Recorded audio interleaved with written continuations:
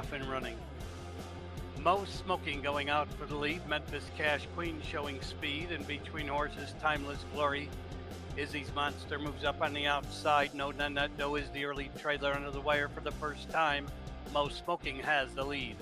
And into the turn, Most Smoking shows the way with Memphis Cash Queen tracking second. It's Izzy's Monster now a clear third.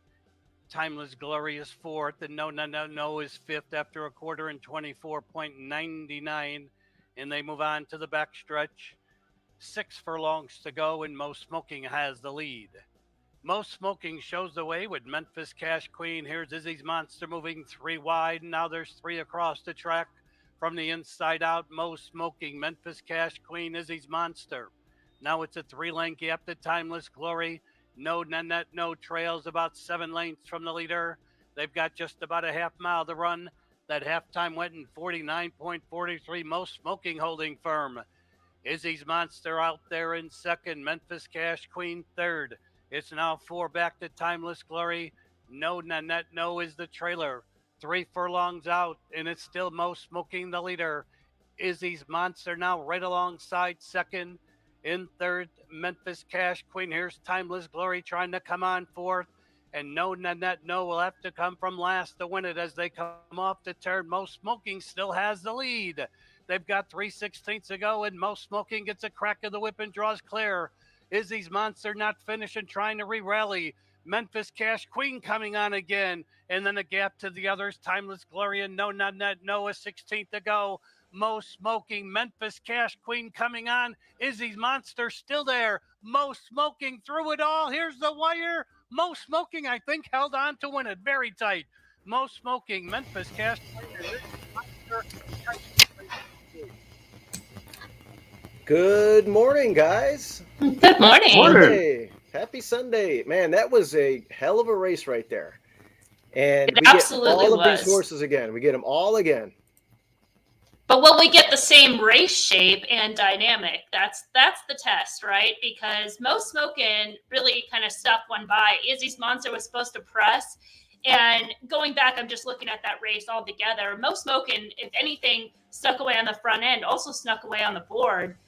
9-2 morning line ended up going off at 9-1. So not going to be the case in here. I think the complexion changes as we're talking about race 5 today. Yeah, we're gonna dive right into race 5. Last time I did pick Memphis Cash Queen in that spot, and let's just face it, this mare has just responded to Rachel Slavinsky's running, her hands or her riding style, whatever it is you want to call it.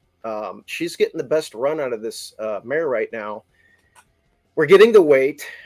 She did everything but win that race. I like her today. I think her at this price, really, it was a photo finish. Pick your poison, who you want, or am I going to get that price? I don't know. I hope I can get at least, $9. And I feel like Rachel's got the keys to this horse or this mare, and I think she's going to turn the tables at the longer distance with the less, the lighter weight. And I like her gallop out in that last, and I think she's got more in the tank. She's got the keys. She's got the weight off. You have the distance going a little bit further today. I think more than anything, what it came down to in that last out was a veteran rider in Mojica on Most Smoking and an apprentice rider in Slavinsky. Because the one thing that's really interesting, and you look kind of at the running lines for Most Smoking at the race and then at the replay we just saw, in the running lines for Most Smoking, I don't think it shows that the horse was ever up by more than a length. But there was probably 2 or 3 different points where this horse was up either a length and a half, 2 lengths, that kind of stuff. And it was like every little time that Mojica thought he could get a jump, he did. And if you notice, when Memphis Cash Queen kind of in the turn dropped back a little bit, Mojica got that 2-length lead. That was when Memphis Cash Queen was moving to the outside and then running again. If the horse had stayed inside, it might have been a win there. So I'm with you. I think Memphis Cash Queen wins. I think you learn from that race a little bit more. I think he had a distance. And now spotting these horses, I think, 8 to 9 pounds for Izzy's Monster and Most Smoking. It may make a difference in here. It could be all 3 of these horses right there at the wire again. Yeah. Emily?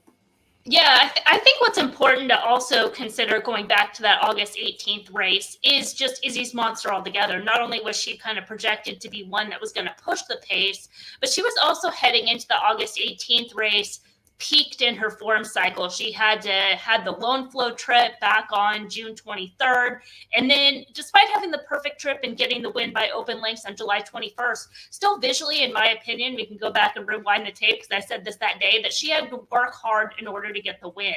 And it was the type of effort that would see some regression, which looking from a speed figure standpoint, she did regress. She dropped down 10 points. This would be the time for her to cycle back to that top and then try to turn the tables on Memphis Cash Queen, who was the new face at that time, as well as Mo Smokin. He's probably going to get a little bit more pace pressure after what transpired last out and just kind of given the complexion of this race. So I think Izzy's monster makes a lot of sense in here. I was against her last time. I thought if the race set up for just some kind of upset, some type of chaos, I guess we all kind of thought that way. But Izzy's monster, I think, fits strongly back in this spot to rebound. Okay. I mean, yeah.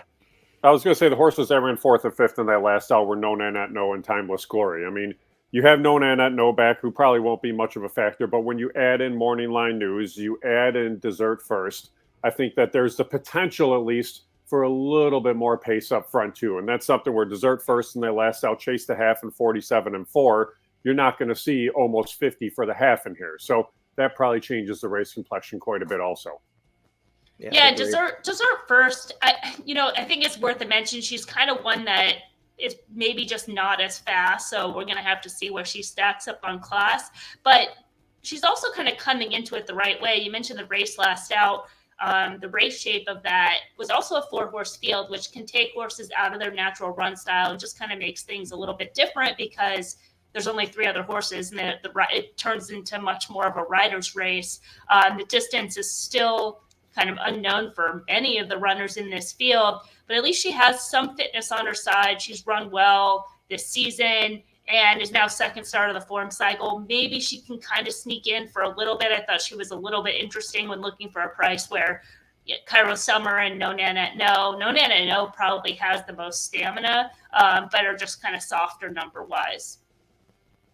Yeah, very interesting. You got a couple of new shooters. That replay was so awesome. I think this is the best race on the card. And Jim, I wanted to ask you about the starter series. Is there a area on our website at Hawthorne to view the standings of the series? I don't know if they have it on the website. I know they do keep the standings in the racing office because it came down the last race, the final of the series last week. Ida's horse Winning actually won the series for her. So that was something over Double Thunder. So what was it? Rocket Hot Shot, something along those lines. Someone that Global Empire, that's who it was, who won last week. Yeah. So they do have them in the racing office. I don't know if they've been posting them on the website or not. Yeah, it's a cool thing. We were, too bad Dick Best got a little bit of a ankle there or whatever it was, but we wanted to run him in a few of those. But this is a cool thing. I hope you guys bring it back next year. There's a good rooting interest. You get to know these horses and they get to run against each other. It's like a poor man's, like some of these races, like I used to watch Silver Charm versus Free House. Those great matchups, not quite up to those standards with the class, but it's still fun to see these guys bumping heads or these gals bumping heads and giving us good racing. And this is something that we started this year, and we were looking to see how it worked this year, and then going to make just small tweaks to try to just kind of make it allow for more horses to be in these races, keep things competitive. I like the spacing of each race for the timing in between. Some horses have jumped into other starts in between the series, others haven't, but some where they get a bonus too for competing in the series. So definitely a benefit. Absolutely. Okay, well, I'm going to go with Memphis Cash Queen. Sounds like, Jim, you like that one as well. And Emily, You're going to go back to the inside, it sounds like, and get Izzy Monster back in the winner's circle. Yeah, and then the thing to mention with this race too is it's the pay leg in the early pick 5, and it's the start of the late pick 5. So different ways to go instead of just having like a quote unquote pick in the race. Because if there's a scenario like last out where maybe you thought Mo Smokin' was like, you know, the third best horse, but all of a sudden they're 9-1 on the board, you make some adjustments. So just want to mention that from a playing standpoint, that where this race kind of sits on the card. Cool. Hey, before we go to the next race, Emily, like last week, you have a little bit of a scratchy voice through your microphone. Maybe you can do what you did last week to make it sound a little better. Okay. Cool. All right, Jim, you got a race you want to look at next? Gosh, why don't we go right to the opener? Good. So We'll do maiden that. 2-year-olds in the first. Yeah, let's look at the maidens on the inside, or the first race. I'm saying rail. And here we go again with my. It's the rail race for the card. How about that? 50-cent pick 5 wagering in the first. It's 5.5. It's 2-year-olds in here. It's a field of 7. The thing that is interesting, a couple of things interesting in here. One, you have a filly in the race in the 5, No Tip Tony, who could be competitive in this spot. And then you have the 6, Baby Boat, who was actually entered to debut on the turf. And that was a horse that had preference over the other DeVito runner in that spot. But actually, Baby Boat came out of there going into this race. I thought that was kind of a key move for this horse, and I think this was the one to start out with. Yeah, I agree. DeVito sent a horse. It was a 2-year-old. Yep. Had a boat in the name. It ran Big at boat. what was the Big name? boat. Big Yeah, boat. down at Churchill. And do I sound better? Did that fix? Do No. you sound better? No. I But think that's you- All okay. right. I'm gonna You jump out sound and fine. jump back in. You sound. It's not as bad as it was last week, but it sounds like you got something. You ate some food and it's kind of like gurgling in the back of your throat a little bit. No, let me see. You're good. But anyway, yeah, there was that filly that DeVito's got these really nice 2-year-olds, and I was talking to our group on the group text that we have with Justin Dew, and I made a point to pick that horse, and it won, and it paid well, and it was working really good here, and he's got some really nice 2-year-olds, and that thing won down there at Churchill. This one here has been working good too locally. He decides to leave this one here. Based off the work tab alone and just the connections, I think you absolutely have to look at Baby Boat right off the bat. You do. I mean, the one thing about DeVito, he's not one that's just going to take 3 works and then send the horse out to the races. It's going to be just a consistent pattern of drills over the course of a couple of months. You're going to see the gate works in there. And you notice for this one, it's 3 gate drills. I mean, the first gate work wasn't great back on July the 27th. So then you come back about 10 days later and say, okay, let's do it again.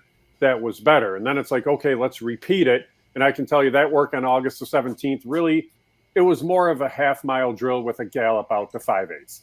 So it was a better work than even looks on paper in the 102 and 3. But this is a horse that definitely has some ability. I've seen the horse before schooling. It's a good-looking racehorse. And it's a solid field here because Michelle Boyce has been so good this meet. Chris Block's got a firster in there. And I'll be curious to see what Baby Boat shows us. I don't have a real strong opinion in here. I would probably lean to the 6, obviously. Emily, do you have any other direction we can go into? She dropped out on us. Oh, did she drop out? Give you any direction in here, Steve? Oh there boy, there you are. I thought I added you. I'm sorry, Emily. You did, and I'm hearing like That's background good. music. You sound great. You sound great now. Okay. Yeah, but Yeah. I'm hearing background music, so I didn't know if it was like there was something on my computer, so I like jumped out and jumped back in. But if I'm the only one hearing background music, It's your Spotify, whatever you have going on there. No, I cleared it all. I cleared it all out. So it sounds like it's the intro music. But, Yeah, I probably got it. I do have it on 7. I'll put it all the way down. I just stopped. So whatever it was. There you Okay. go. All right. Okay. It's all sorted We're here. good. But I'm assuming you guys gave out on the winners, and that's Yeah, we gave out the 6. Okay. It's 5-2. It's DeVito. It's gonna crush the field. Unless you got something. What do I have? No, I mean, I agree for all the reasons that you guys mentioned. I heard most of it. I would just say that the one thing that we've kind of talked about with the Chris Block runners as number 2 taunting is in here is a lot of times that the board and the visuals can really give a tell on these runners, whether they're completely race ready or going to need a race and more ground or a surface switch. So just something to keep an eye on, and we'll be live looking in the paddock for those type of clues as well. Yeah, Block had a first around the turf on Thursday. That one, it was an older horse, but again, you're not seeing usually. Everybody's used to all these experienced Block turf horses, but he does have the ability to get him ready first out too. I mean, you see the first start win rate of nearly 18% there, but it's one of those where I definitely wouldn't dismiss the chances of this horse by any means. Okay. Well, I guess we'll go to the next race, race 2. This is not a race I have a strong opinion in. It's a 10,000 claiming event.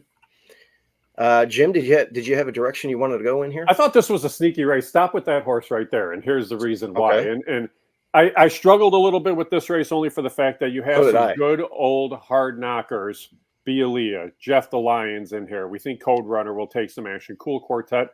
The one thing this race is really lacking, and we'll talk with Emily on the show later today, is in looking at the plot, there's not a whole lot of pace, I don't think. I think it's going to be kind of bunched. I think they're going to be I don't think anybody's really committed to the front, but there's the potential for this horse to possibly get the trip. I mean, rated up close in that last out. You look at that last race, ahead of the game was the winner in there. They went relatively quick for a mile 70. I mean, 23-4, 47-1. And the horse chased and didn't give up ground in that spot. Well, you don't get ahead of the game in here. Yes, you do still have Jeff the Lion and Bialia, but this horse was right there with them, within 3 lengths of them at the wire.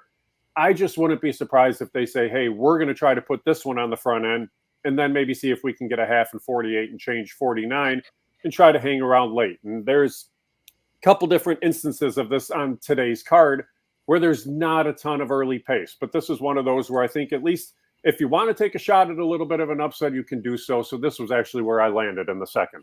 Yeah, I was looking at this race and I was looking for the pace as well, like you were, and I was thinking the 7 might have had it, and then I just don't trust the current form right now. It didn't get the lead last time. It sat off that same race, the fast pace, and it didn't run well, and it was disappointing that day at less than 2-1. So.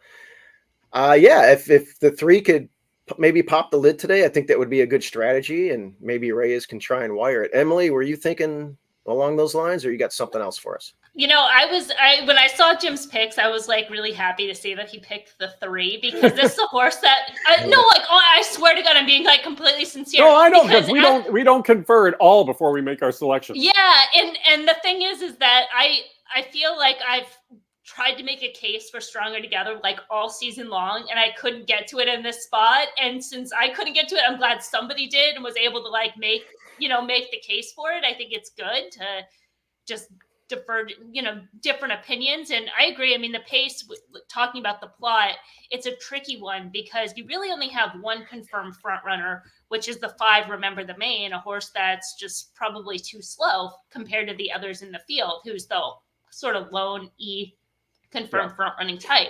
But then looking at the plot, you have a horse like Stronger Together, who's the fastest to the first call.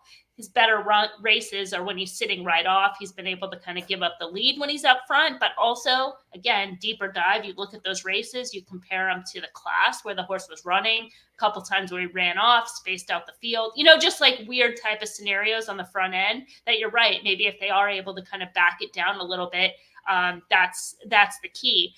Code Runner probably will not be that far off. That's the thing, though. If they do slow it down a little bit, Code Runner should be sitting right in that second flight. He has a win at this level, keying off that July 7th race where, again, if they go 48, he's sitting, 1 to 2 lengths and has a better finishing kick. As far as the race on September 3rd at Presque Isle, he raced against the flow. They went extremely slow in there. The winner of the race, it was an open length lone even money chalk winner. There was no change in running order. So Code Runner was upgraded because he did show some run-in spots against that race dynamic. I think he makes a lot of sense as the favorite in this race. I'm with you on the 7. The form is just, it's too sus. Like that last race was bad. And you just can't, because he's going to be a short price because of the corrections, right? So it's just, I mean, if he wins, you just kind of go, okay, and move on. The horse that, and Bialia, another honest type, but the horse to me that is just so dangerous that I have to use today is number 2, Jeff the Lion, because Michelle Boyce sending out so many live runners. He ran huge. I mean, granted, he probably had some pace to close into, probably should have won on August 18th, but the barn absolutely like adores this horse. He's like one of the, one of their, I don't know, I guess maybe I'm kind of jumping ahead to one of the other horses on the card, but this guy has been right there, so can put him in the mix. But we're going to talk about just about every horse. The 6-2, listen, David Reed, 9/3, 4 seconds. I'm not going to really bet this race, but my rooting interest is going to be for the 6 to win, because I'd like to see this guy get a win here. And this horse is in good form. I mean, it's stepping up the ladder. And again, Slavinsky's been hot, and 7 pounds and the pace, though, right? It's like, how close are we going to be? And is there going to be too much to do late? I was prepared to like maybe pick this runner if there was a nice pace to look at, but that's just not the case. But we'll see. But why off the claim did Ravelli not raise it? Yeah. Okay.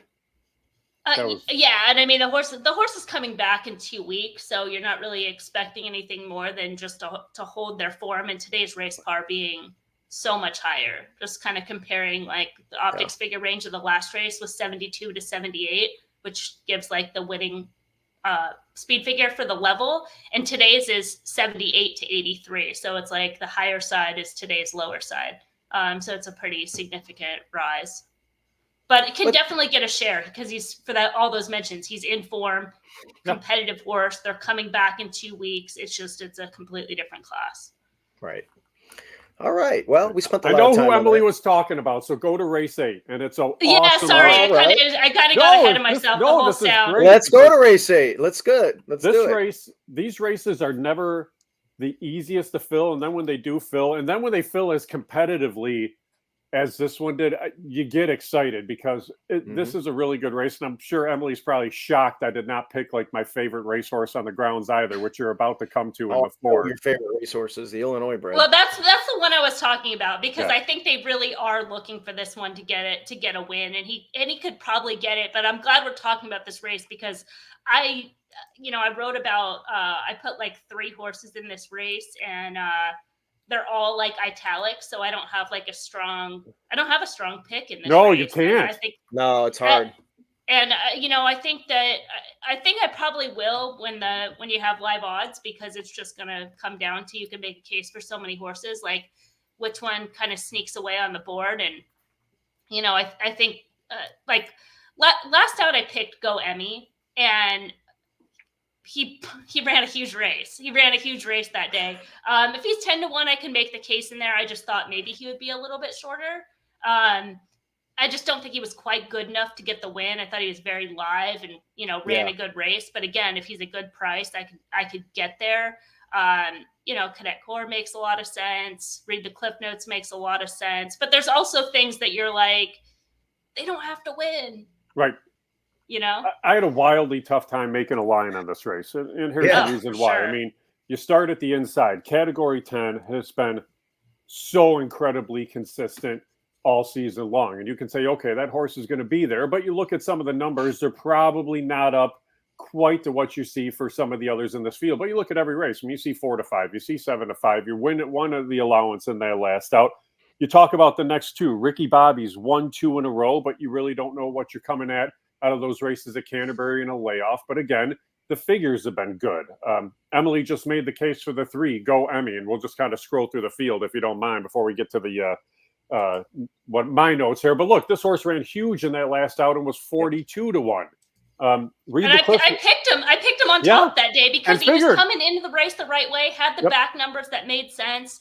Yeah, just wasn't quite. I had a trip note on it. Broken hard bump. So definitely figured there. The 4, Read the Cliff Notes. I mean, you talk about a horse that loves Hawthorne. This is the one that loves Hawthorne. 10 wins out of 21 starts, almost $300,000 in earnings, and just missed in that last out. And the thing is, and the part of the reason I didn't pick it is this horse did everything right in that race, and Empire Builder still was able to get the nod. Yeah, got that rail run, right? Yeah.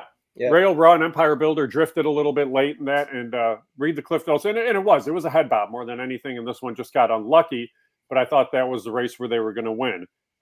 Cadet Corps, the 5, is the horse that I laid as the favorite.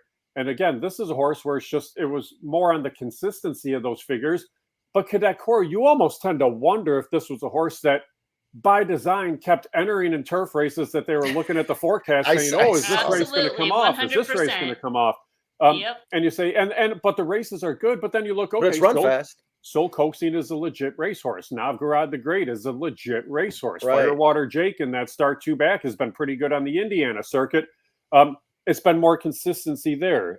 The 6 Connie's Coop, again, stepping up, ran well in that last out, got the lead, and it's Chris Block. Again, I don't know if they're as fast as the others in here, but you know they're going to take action.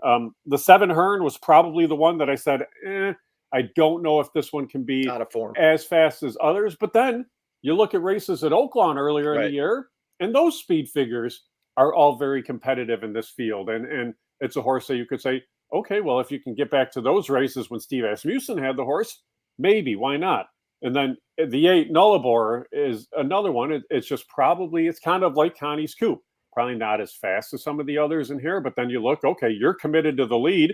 If you think this horse can beat Connie's Coop to the front and make the top, well, then you have to say, okay, maybe. I mean, just one going away, and now you're stepping up. But I think they're full send with this horse. Oh, yeah. The 9 CFV Bullet, everything's off the race 2 back. The race 2 back was an excellent race. That was a big number there. But again, you're looking, okay, can you step up off that? Because that comes out of the same race as Go Emmy and read the cliff notes. And we'll get back. That's who I actually picked in this spot. And then you get Soul Coaxing on the outside, who again, like kind of Cadet Corps, is, okay, well, I'll run on the turf. If it comes off, I'm going to stay in because I know I can run just fine on the main track. But every single horse kind of seems to be within, on their best day, a length or 2 of one another. And it's part of the reason I placed this race here, because this should be right after those East Coast tracks are really all finished up. You're going to be on the West Coast card, but this is a race that could be out on an island a little bit more than some others. And it's a wildly difficult race. It's a great betting race, but it's a good field overall. Yeah, I take it back. I take it back. That starter race is the second best race. This is the best race on the card. Yeah.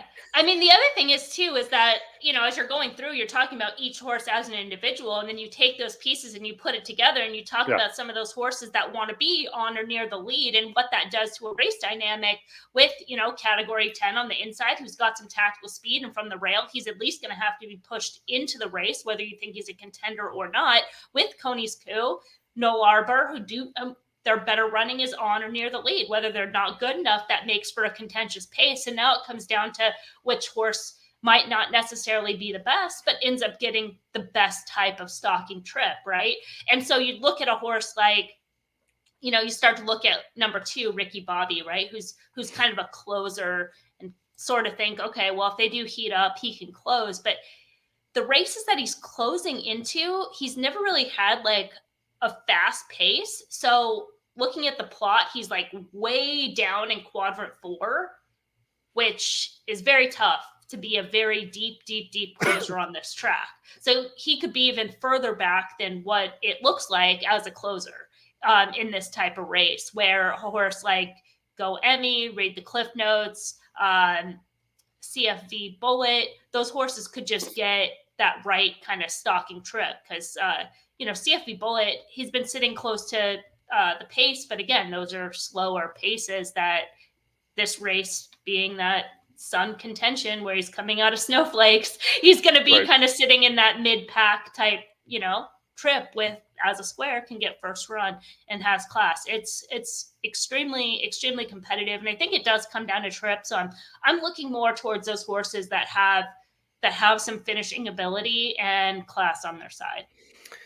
Yeah, I am so confused with this race. I think I would just, Jim, I'm probably going to go to your pick from last time. In a race like this, I want, and that horse will probably win because I got off of it. Right. I want a jockey that I know is going to be a strong finisher, and it might be a 5-way photo finish. And for my money at Hawthorne, I'll take Cohen all day long. So, and he took off CFV Bullet for this horse. So.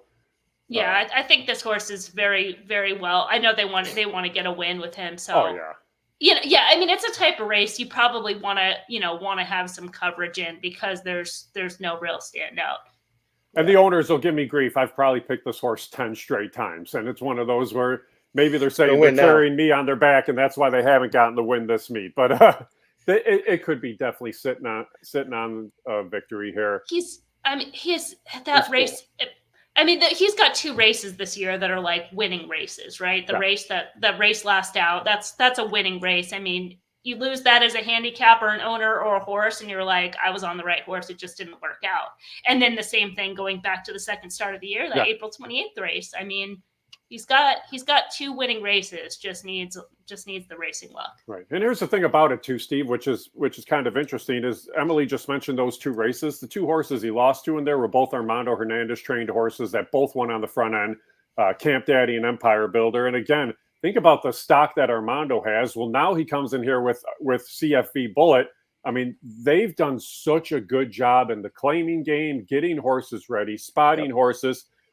But again, you're getting another horse here that's just saying, okay, we're going to be competitive, we think, at this optional 50. So just looking at the barn, and then you look at the fact that he's won at a 20% rate. I mean, you're facing tough racehorses, but this is a younger trainer on the circuit. He's done a tremendous job. And I'll tell you, they just keep kind of taking these horses that were smart claims, a lot of them coming out of Kentucky, kind of finding the spot, working them into those conditions there. Like I said, I mean, you had to go down to Fairmont FanDuel, whatever it is, on July 6th to get that victory. But I'm hoping the horse can run back to there. I think you might actually get more than 6-1 in this spot. Yeah, I mean, I agree. I'm going to be watching this one with a lot of interest. I didn't have a strong opinion. I'll probably going towards the Illinois bred, but we'll see what the tote board says, and maybe I'll bet a trifecta or something. One more thing I want to mention on this particular horse that's very interesting is he raced his first race was in for a tag way back in February 2022, and then they kept the horse protected. As soon as they ran for a tag, they're like, claim, like we're snatching this horse. So this is a horse that, you know, they have not wanted to get rid of, that he has some ability keeping him around. So I think it's clever. I'm definitely using this horse. Yeah, for sure. Sounds good. All right, let's go to where do I want to go next? Let's go to race 6. Is that a turf race? I think I liked something in there. Let's see, race 6. Oh yeah, I landed on the 2.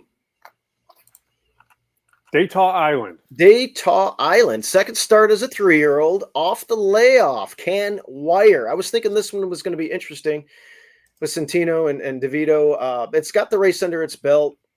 These horses grow up a lot. It's run once this year. That was in August. Speed fade, that's expected. It's probably going to be stronger. It's not that much slower than these anyway. And I don't know. I think this one's going to be a definite player. Obviously, going to have every chance to wire in here. And we're at 7.5. We're going to get that nice rail run to the first turn and get early position. And hopefully I can just take them all the way. Yeah, final day of the meet in lane 3, also all the way on the outside for the turf rail. Next week, we go all the way to the inside.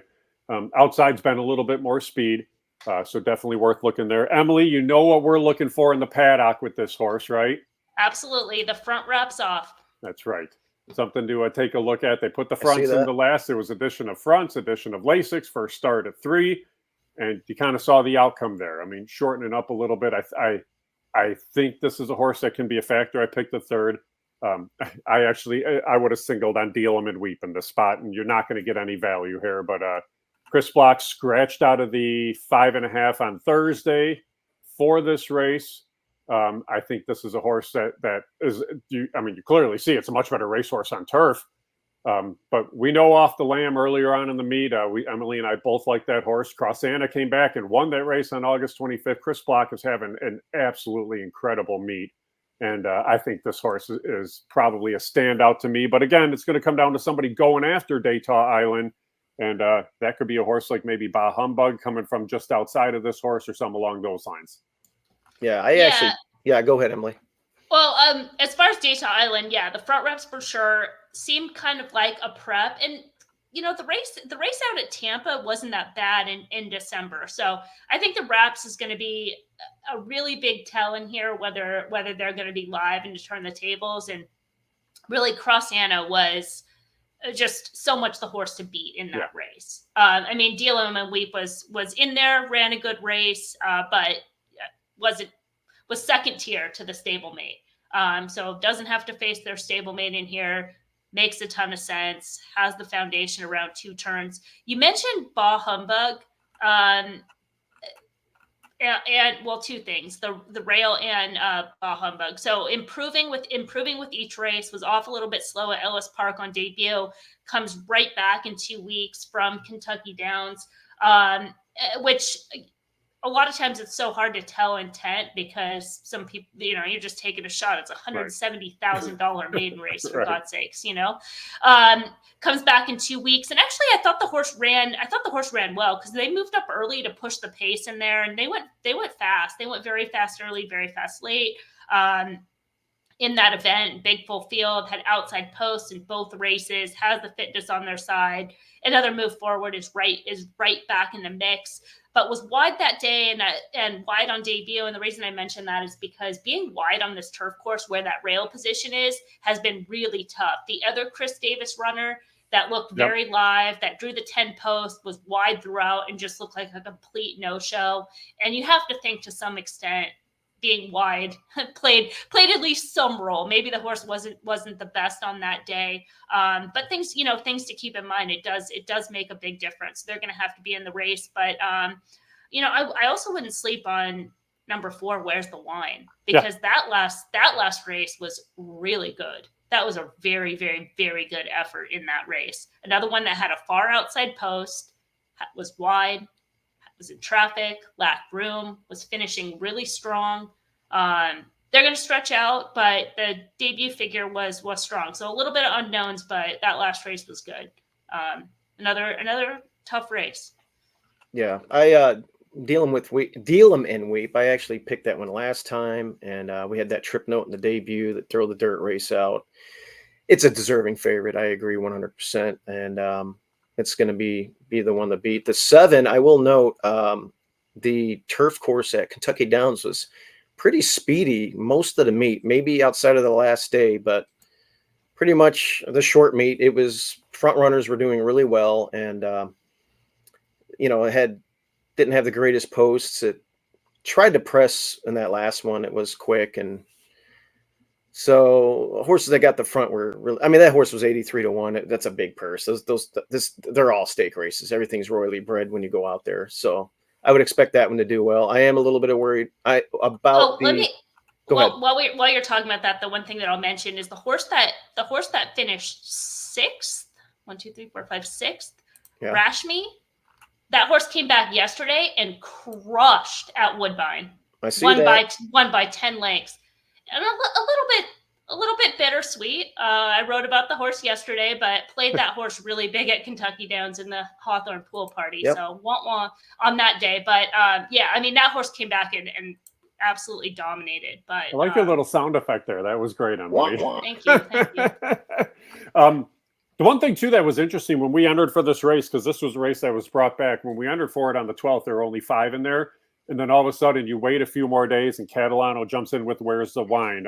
Chris Davis jumps in with Bah Humbug. Lacey Pierce jumps in with I'm a Cookie Lover on the outside. So sometimes it just takes a couple extra days to go out there and for these horsemen to see, oh, wait, there is this spot. So it may not have been their initial intent, but then it's a spot they find where they fit. Whereas a horse like Daytona Island was in from the start.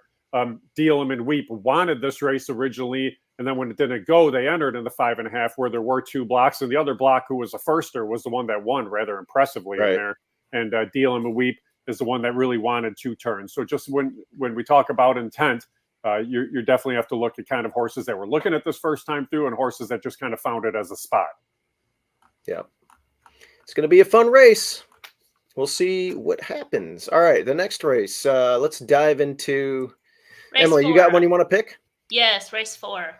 Race I 4. I feel kind of clever in this race. Ooh. All right. Let's see what you got.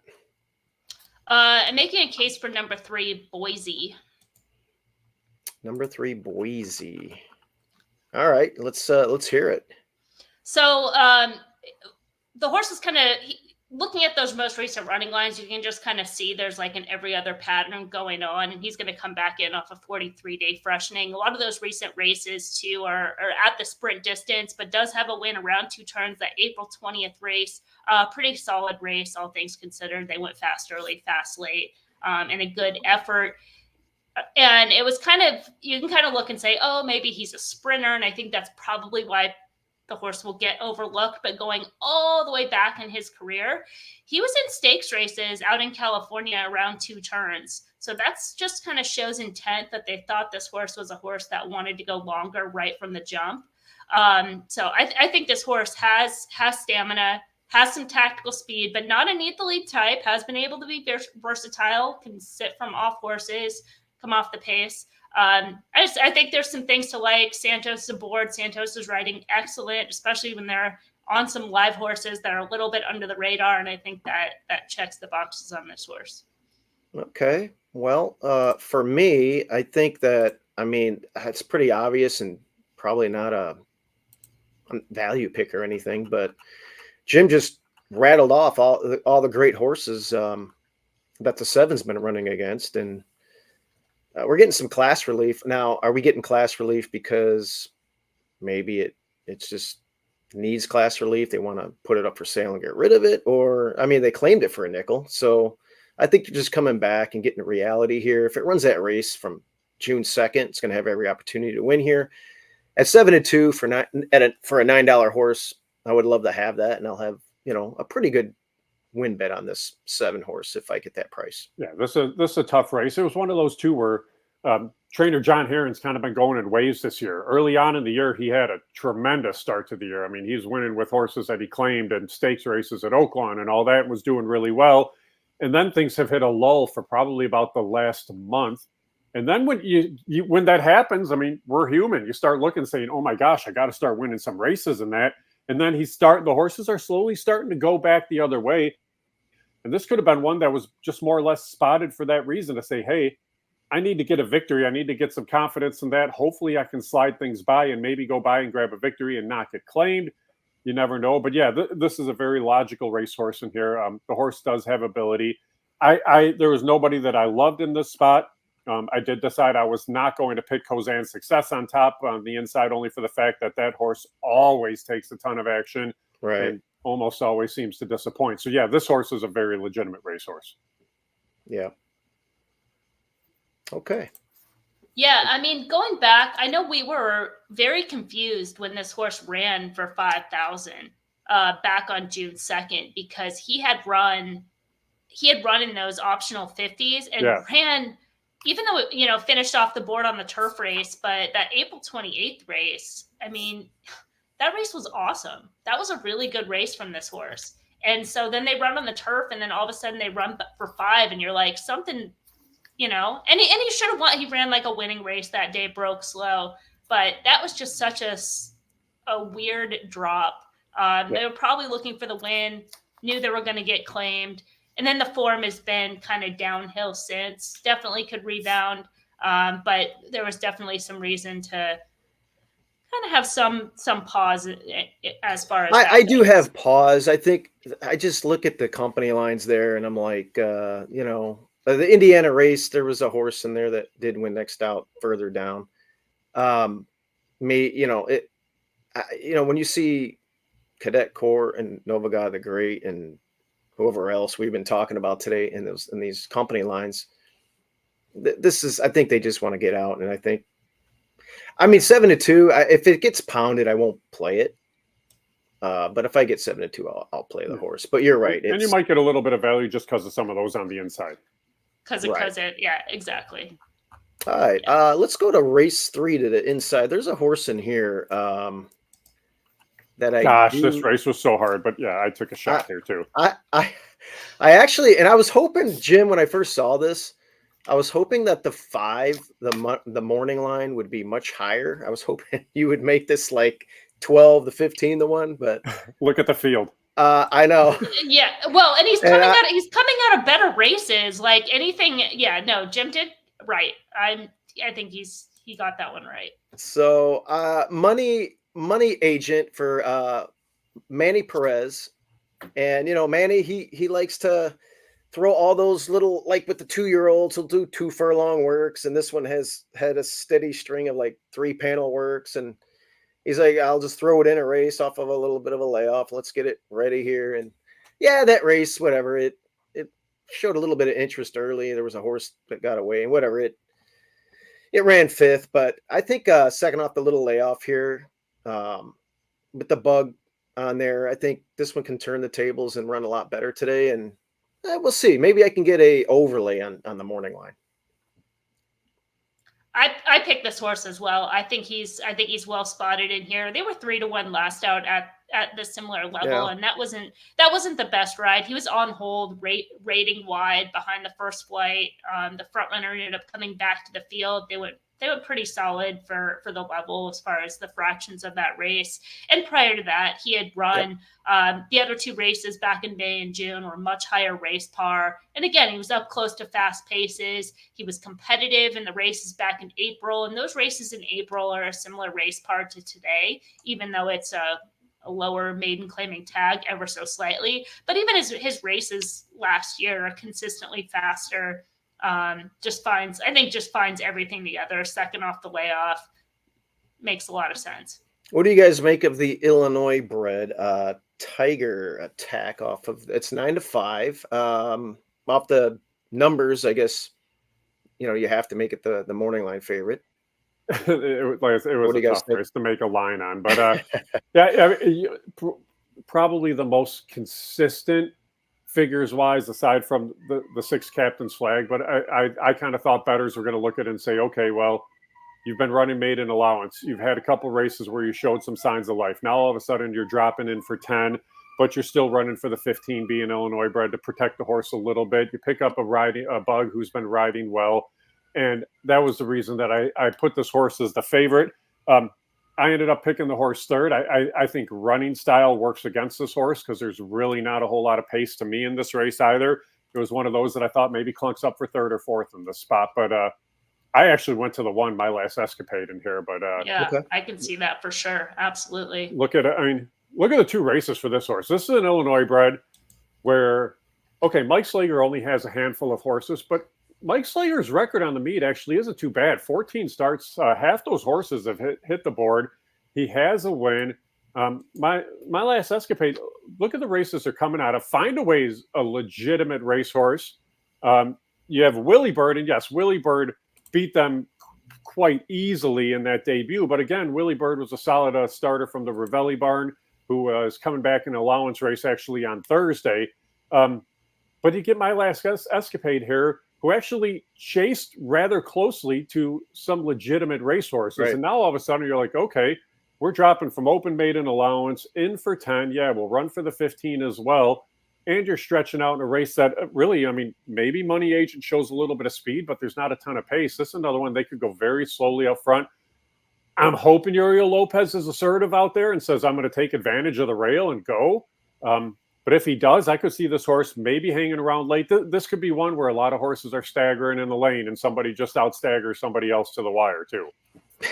Yeah, I have this horse in the mix as well. It's a new face. Everybody else has run for a tag at some point and come up short. So you take the one horse who hasn't, and there's things to like. He's the 3rd start. They're stretching out. Going back to the debut and even the 2nd start, just didn't look on the level, but those are good conditioning races, and he's able to move forward 15 speed figure points from 1st start to 2nd start. That suggests a horse that's moving forward. So absolutely. Yep. All right. Let's go all the way to the last race to close it out, I suppose. I want to talk about race 7 quickly. Let's go to race 7 then. Okay. If you don't mind, only for the fact that, again, this was a very tough card. I had a wildly tough time making a line on this race, and you really have a tough time with these fields because of the condition. It's 5 claimers for horses that haven't won in the year on this year. So you're not finding a ton of consistent form in this field again, too. I actually ended up on the rail horse here over Calendar to, again, taking a shot, but I laid Jim and Jim as the favorite. That's a horse that actually just had a late added work sent to me by the clockers this morning. So you're wondering, okay, you're off the layoff. You just worked to get ready for this race. But, Yeah, this is the one that I went to in this spot. Ida Spagnola's actually had a really good meet too, and she's one that she'll take some chances with horses and that. But this is a horse that's actually spotted quite well. You look at the field, you look at the style. There's a couple that are probably going to show speed, but again, not a ton of early pace. You have the ability to kind of rate in that second flight, maybe move forwardly in the lane. You get the Bug Boy, who has been actually finishing rather well in some spots here. And I just felt, okay, this is the type of race where, again, nobody's won on the year. Let's take a shot at a price, and that's the one I landed on. Okay. Emily, you have anywhere you want to go? Similar but different was the Soviet Standard in here. Yeah. Another horse that has early speed. Maybe Manny's having a big day, but also getting a weight break, second off the layoff, going back to the race where he was coming off the layoff on August 25th. He's very fractious in the gate, so you can kind of give a pass between the layoff and the running line. They come right back. They're looking for the weight break. He's got races that fit in terms of numbers and kind of similar timing as far as like an into and the races from last year. The races this year, those non-winners of 3 are higher race par than today, even his 2 most recent starts. So just might line up at the right time and place. Yeah, this is a type of race where you have to take a shot. I remember on March 9th of 23, I texted Manny. I'm like, you got anything running at Hawthorne? I was in Vegas for the NHC. And he's like, yeah, Who are we, huh, Emily? I like Soviet Standard today. It went off at 8-1 and I hammered it. And I'll never forget. That was a cool day. We were there the next year. We were there this year. Oh, year. I thought you were talking this year. Which does seem like it was at least 2 years ago. Yeah. We were just about to get ready for the start of the meet at that. Yes. I got to talk about our horse. We don't know what to expect. We threw a few works in it. We brought it back off of an injury.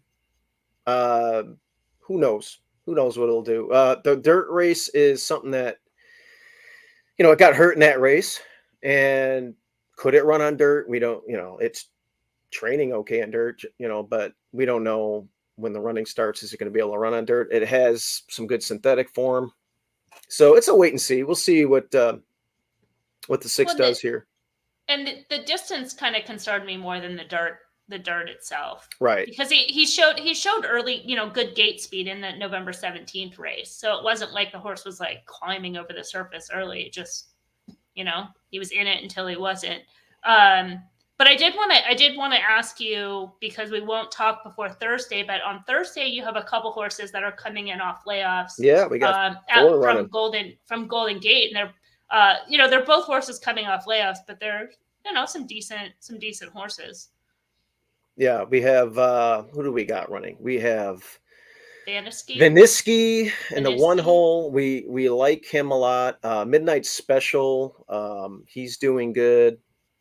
And we like him, and we're glad that we got that condition. That was a cool race condition to enter in that race, because there was another race we were looking at, and we didn't really run in it. That race came up on the overnight, and we entered in there. And then we got Catholic Sue, and wait, I actually have another question about that. So did you get do you have a bunch of horses that were previously Golden Gate horses that are now kind of like on the circuit, or is it just those 2? No, we have several. Well, Dick Best came from there. Those 2. We have a few other ones that are in training right now, and they should be entering soon. I think we have, I want to say 21, 22 horses in the stall, in the barn over there. So a lot of nice we have a couple of nice 2-year-olds, and they're all going to be running. We have 4 running on Thursday, and I think we're entering 5 for next week on Sunday. So love it. That's going to be. Well, I guess the reason I'm asking is I think circuit for circuit, Golden Gate and Hawthorne look to line up really well, just in terms of the metrics that I'm looking at. So I'd like to see kind of some more of those horses that were competitive out at Golden Gate. I think would fit on this circuit really well. Yeah, my dad, he's plucked some good ones out at Golden Gate, and we have another one, Auspicious Style, that we got there that's back in training. Yeah. He just had his first work. We're excited about him. It's too bad that the track's gone. For sure. Jack Steiner was a good guy out there. He trained for my dad, and he's taking a little bit of a break and traveling right now. And Yeah, my dad was going for the owner's title out there. They DQ'd him. He pulled all his horses out, and then they closed the track for good. So, but we got new beginnings, and Danny is a trainer now, and he's doing well. New chapter, yeah. But yeah, money map today. It's a wait and see. We'll see what he does today, and he's got some some back class and talent if he's feeling up to it. But it's just he's off of a long layoff, and it'd be a tough ask to see him win right off the bench. All right, let's look at race 9. I do have a horse that I like in here. Here we go. Simple Logic is where I landed here. Let's go to the PPs. Out on the outside here. Yeah, it's there's not a lot of imagination here. Chris Block and Cohen. 4-1 would be. I would love to get that. I just felt like this one ran against the flow. It was they just kind of crawled last time. I think there's a lot more pace to run into this time, and I think it can make a big move. It doesn't win often, but this looks like a spot where it can win. Like they put it here. Hey, we're going to win today. It's in for a tag for 15. Hasn't run this cheap in a long time, and maybe ever. I have to go back and look, but training well, we'll get a faster pace to run into. And for my money, I'll take Block and Cohen all day long. I'm with you on Simple Logic in here. And I think he'll be a fair price because the 1 is going to get a lot of attention. I think the 1 will be a heavy favorite. Colosio? Yeah, I think he'll win. And he should, right? Yeah. I mean, he's supposed to win. He's supposed to win this race, but if you talk about a horse that never really wins, I mean, he's had a lot of kind of favorable setups from. What's that? 0 for 5 this year. And he's just had, kind of favorable trips, even going back to last year. And arguably he's, was against much, much, much tougher. But he's just kind of one of those like plotty type horses that as soon as one gets next to him or one decides to get alongside, he's like, okay, you can have it. You can go on and win, which, they're probably going to send, which worked in their favor with Mojica aboard back on December 9th and just said, let's get out of everybody else's way. If we're the best horse in the race, don't eyeball anybody, and held on. I think that's their best path that they're supposed to win. But if somebody challenges him or gets in contention late, could be tough. Those races were so much tougher that this horse was running against. You're in for 10. I mean, it could be an end of the season dump too, where you're trying to just to win, get claimed on the way out because whatever your next destination is, which for them is probably Keeneland, you're not going to be able to run there anyway. So it could be as much as that. I mean, Simple Logic hates winning much more than Colosio hates winning. So it's something too that you have to take into regard also. I don't know because I mean, given he's also been in a lot of tougher spots. Simple Logic. He did win recently, at least, right? He did win recently, exactly. Once they dropped him and said, he's kind of a claiming horse, and he had a lot of the races in the past. I mean, the races where Chris Block enters multiple horses, and ran some second place finishes. But yeah, I mean, to be fair, finishes. he's come up short with perfect trips as well. Is this the Eddie O horse? Is this the horse that won Eddie O the Hawthorne Invitational 2 years ago by running second? Oh, don't tell me that. Is it? Is it? I don't know if it is or not. Or it was a similar block horse. Because no, this is it. Go back to June 25th of 23. This is the horse that won Eddie O the contest where Command Central won the race. So and Eddie loved that horse. Oh, on June 25th, so Command Central ran at a huge price, was on the top. Okay, he did an exacta. Pull up that chart. Simple Logic was supposed to win that race. Command Central was a monster price that day, and yeah, 81-1. I remember that. Yeah, he was screaming for that horse, and you could hear a pin drop in that room. Yeah. Well, he had a big win bet on Command Central as well. Yeah. God, I guess if you're looking at that day. The pace, everybody was scratching their head, and everybody was like, "Oh," but yeah, if you look at, hey, this horse can get the lead. Like there was a race yesterday in the Grade 1 at Woodbine. There was a horse. It was 7-1, but it got a huge lead to let it go, and pace makes the race, and that's what happened there. So, what about the other horse that's coming out of that race? Since you pulled up the chart, in number 2, Son of Grace, because maybe this is another horse that is a little bit better than the current form indicates and finds the right time and place. Okay. Better racehorse on turf for sure. Much better Absolutely, racehorse on right? grass. And I mean, you're making the case that for the last couple races of being against the flow, he's kind of taken out of his run style last out. He was against the flow 2 back, and he was in hand, not asked for run. 9 furlongs, not their ideal, and they made a little middle move in there. But have some races from time to time. Being able to save ground and make a run, being on the inside being good. I think aside from the 2 favorites, this horse could definitely be in there. Yeah. Okay. Well, I think the idea for this one is if the 2 favorites drop because they want to get rid of them and they're not doing well, maybe this one can jump up. But I think you're hard pressed to see this one. But maybe underneath. I don't think they can win. I don't think they can win, but they can get in the mix underneath. Yeah. Yeah, and I mean you're at 30-1. You're right. Like if round out the super of the try, yeah, and it'll be higher than 30. Yeah, good stuff. I have a prop, Jim. I gave out the under on the Monday night game last week. It went way over, and I don't want to. My team was horrible too. You gave out a it the Giant? Was it it the Giants? Yeah, Giants at home. Yes. So we both crapped the bed. I have a prop that I like today. I think Justin Fields, I have to look at it. I think it was 54, 55 rushing yards. I think he's going to get like 80 yards rushing today. I would bet the over Justin Fields rushing prop today. I think he's going to go nuts. So let's see. He's still one look and take off and run. Well, you know what? He didn't turn the ball over. He didn't throw a pick. And they won the game. They won the game. So, Emily, you got a football bet for us?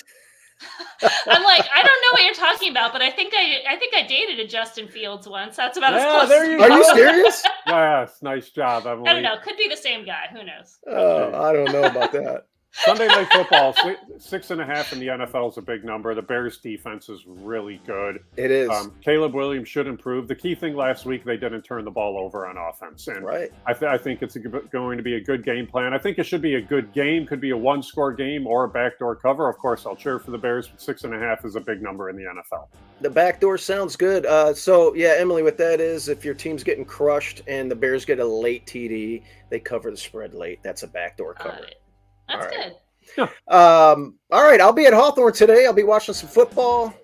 I'll be watching some horses. I'll be hanging out. So that's awesome. Join us, guys. Anybody around, come through. Hang out.